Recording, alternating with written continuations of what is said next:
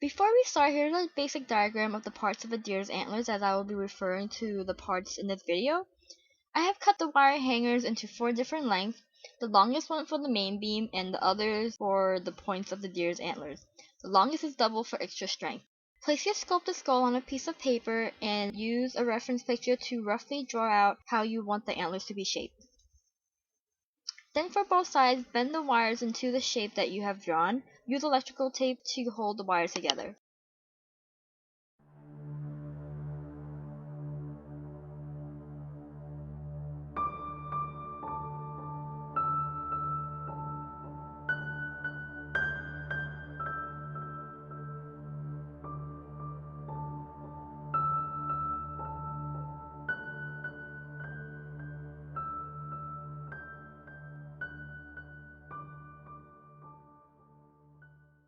After realizing that trying to tape 2 wires into a fork doesn't work, I use my glue gun to attach them. Just hold them in place until the glue sets and hardens.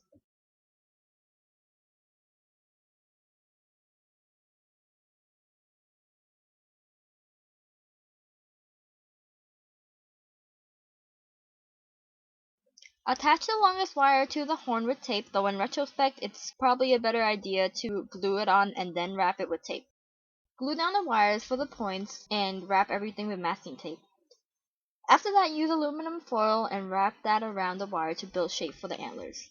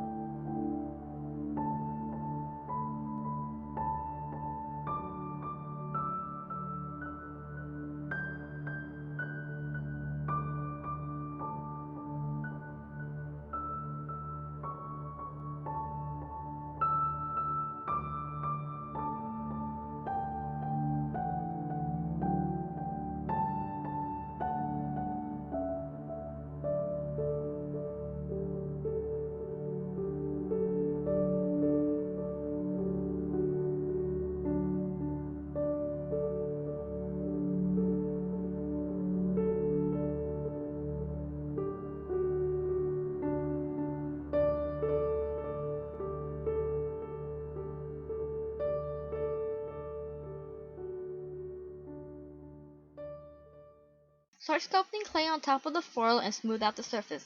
And remember to do the back also.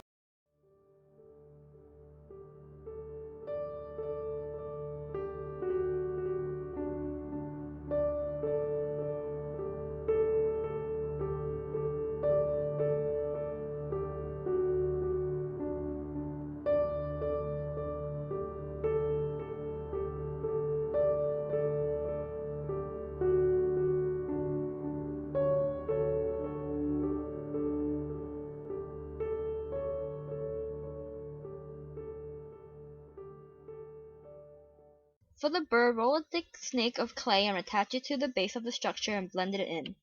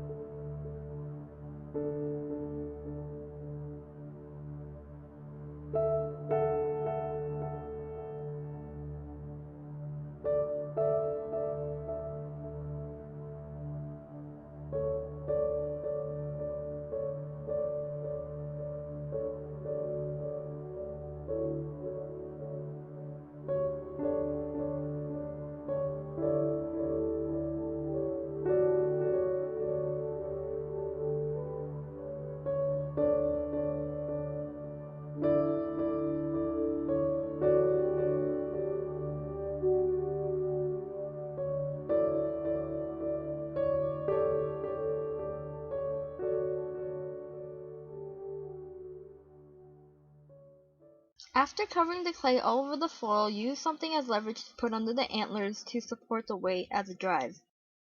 After it dries, start paper macheing it with wallpaper paste. I use shredded weekly supermarket circulars because it's a bit thicker. Using a small paintbrush to apply the wallpaper paste makes it easier than by hand.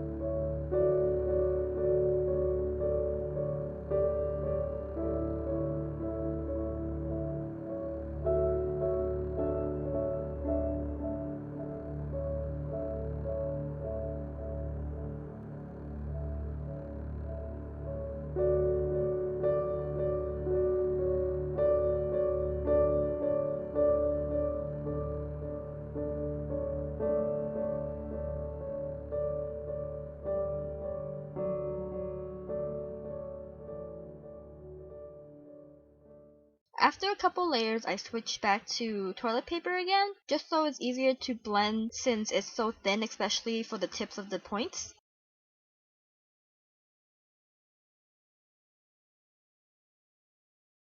When your antlers are all dry, take your wood plaque and draw a line down the middle.